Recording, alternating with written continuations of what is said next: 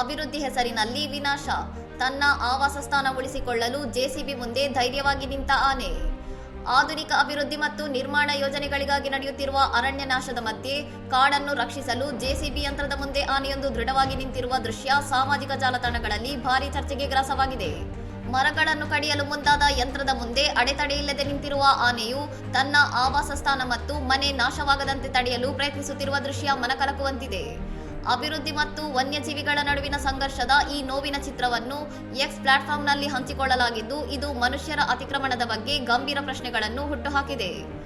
ವನ್ಯಜೀವಿಗಳು ಆಹಾರ ಮತ್ತು ಆಶ್ರಯಕ್ಕಾಗಿ ಪರಿತಪಿಸುತ್ತಿರುವ ಈ ಕಾಲದಲ್ಲಿ ಆನೆಯ ಈ ಪ್ರತಿಕ್ರಿಯೆ ಮನುಷ್ಯನಿಗೆ ಸುಸ್ಥಿರ ಅಭಿವೃದ್ಧಿಯ ಪಾಠವನ್ನು ಕಲಿಸುತ್ತಿದೆ ಎಂದು ನೆಟ್ಟಿಗರು ಅಭಿಪ್ರಾಯಪಟ್ಟಿದ್ದಾರೆ. ಕೇವಲ ಅಭಿವೃದ್ಧಿಯ ಗುರಿ ಹೊಂದಿರುವ ಮನುಷ್ಯರಿಗೆ ಕಾಡಿನ ಪ್ರಾಣಿಗಳ ಬದುಕಿನ ಹಕ್ಕನ್ನು ಗೌರವಿಸಬೇಕಾದ ಅಗತ್ಯತೆಯನ್ನು ಈ ಘಟನೆ ನೆನಪಿಸುತ್ತಿದೆ. ಅರಣ್ಯ ನಾಶದ ಪರಿಣಾಮವಾಗಿ ಪ್ರಾಣಿಗಳು ಜನವಸತಿ ಪ್ರದೇಶಗಳಿಗೆ ಬರುವ ಅನಿವಾರ್ಯತೆ ಎದುರಾಗಿದ್ದು, ಪರಿಸರ ಮತ್ತು ವನ್ಯಜೀವಿಗಳ ಸಂರಕ್ಷಣೆ ಇಂದಿನ ಅತ್ಯಂತ ದೊಡ್ಡ ಅಗತ್ಯವಾಗಿದೆ. ಇನ್ನಷ್ಟು ಸುದ್ದಿಗಳಿಗಾಗಿ ನೋಡ್ತಾ ಇರಿ ಸೌರಂ ಟಿವಿ.